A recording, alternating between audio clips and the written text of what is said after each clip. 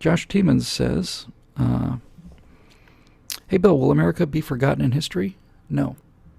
First of all, every nation is remembered in history. There, as long as there is history, if you're saying forgotten in history, that assumes that there is going to be history. So if there's going to be history, needless to say, America won't be forgotten. That just goes without saying. We're the greatest force in the history of the world, and if they can remember the Roman Empire, which was nothing compared to us, we'll be remembered. There's no question about that. I think a much better question is, Josh, is will America be forgotten if there is no history anymore? What happens if we get to the point where we're just not even writing things down anymore? What happens if there's just some catastrophe? And I don't even think it's going to be a nuclear war or environmental catastrophe. I think the most likely thing to happen is that society just collapses under the weight of its own ignorance. And once the structures go down, we're not going to find a lot of iron ore lying on the ground anymore. There's not going to be any more oil bubbling up through the ground like Texas tea if you just shoot a musket ball into it. If this civilization goes down far enough, it's going to be tough to come back. So will America be forgotten if there's no more history? And the answer there is no also. And the reason is that there's only one thing that there really is. Forget about even economic collapse. Let's just say we're talking about real history. We're not talking about centuries or thousands of years, which is human history is together is what, 6,000, 7,000 years of written history? So 7,000 years of human history backwards. 7,000 years in the future, 10,000, 100,000, 1,000,000 years in the future, 100 million years in the future, 1,000,000,000 years in the future. There'll still be America. And there won't be any other country. It'll all be gone. It'll all be overrun by vegetation and broken down by bacteria and subsumed under the Earth's crust and all that other stuff. All of the concrete will eventually crumble and be just swallowed up by vines and leaves and grass and everything. And every single thing that we've left on our Earth, including the pyramids, will eventually be covered up over the course of millions and billions of years. It will all go away. All of it. Every nation, every empire, every king, every ruler, all that stuff will go away. And when it does, up there on the moon, there will be 6 flags, which I understand today are being bleached white by the radiation, but it won't matter because you'll still be able to see where the stripes and the stars are sewn on them. And there will be 6 silver insects that have been crushed into the ground by the weight of their top stages going home. And there will be 6 places on the face of that moon and footprints by the thousands that will be there 1 billion years from now. Be a little softened over that time, be a little eroded by micrometeorite impacts. The footprints will be a little more shallow, they won't be as crisp, but there'll be footprints. The footprints will still be there. And the silver foil, the gold mylar foil will still be there. The aluminum of the landing pads will still be there. Flagpoles will still be there. Flags will still be there. 1 billion years from now when everything's gone. So, yes, because of Apollo, America's immortal. And that brings me to our last question for the night, which is from Michael Glanville, who says, any word on the Free Frontier? I'd like to donate ASAP.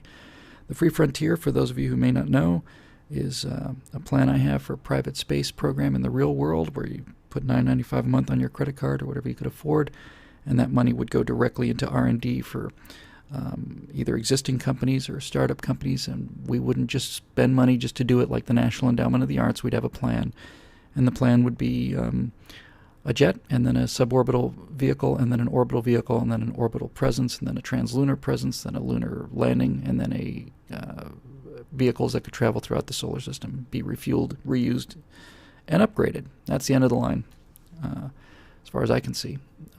There may be world downstream where the Free Frontier is paying for warp drives and all that other stuff. Who knows? We need a large number of people to do it.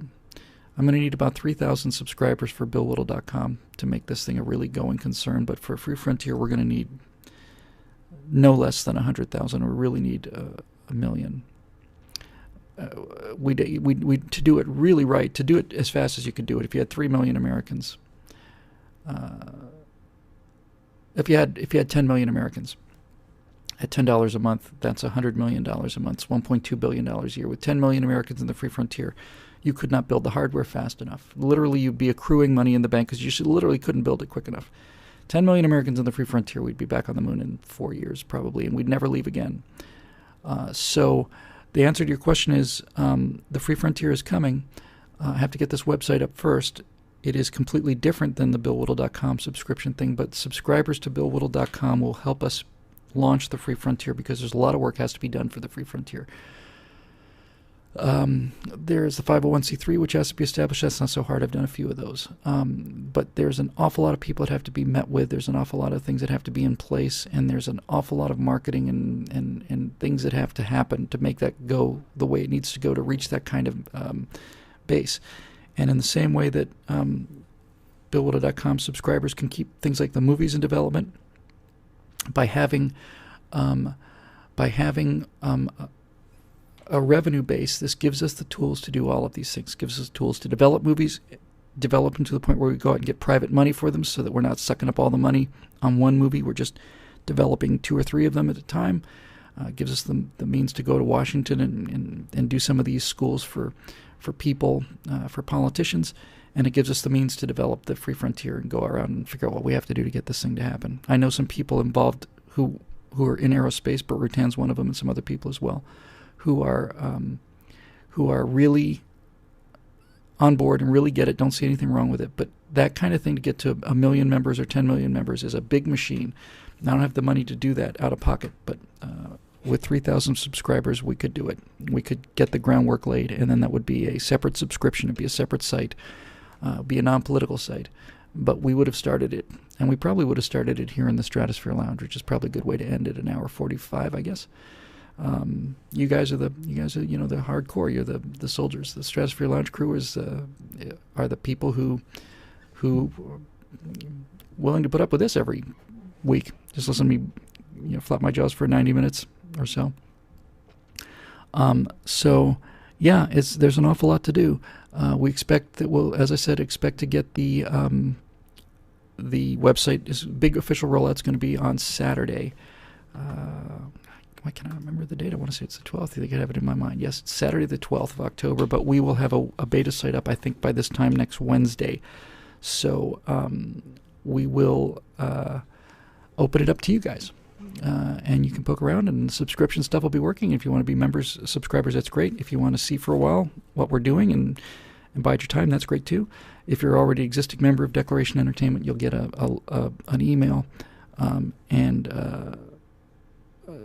no one is going to have paid for a minute or a day of membership that they didn't get.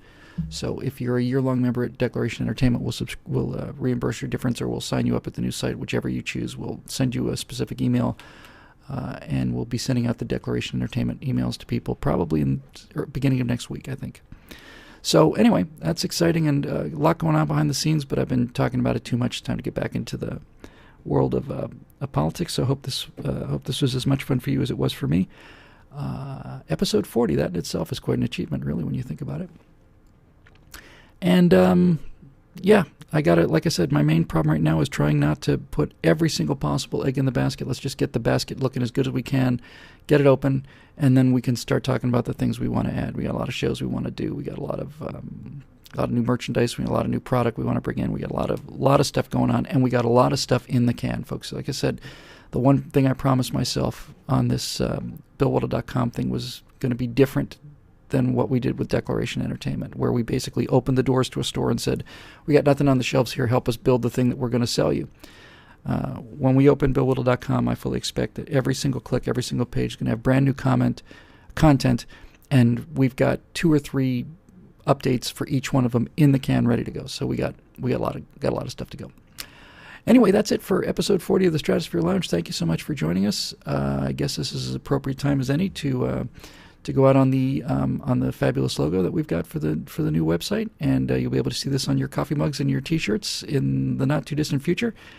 And thanks for joining us, and we'll see you next time. Take care now. Bye bye.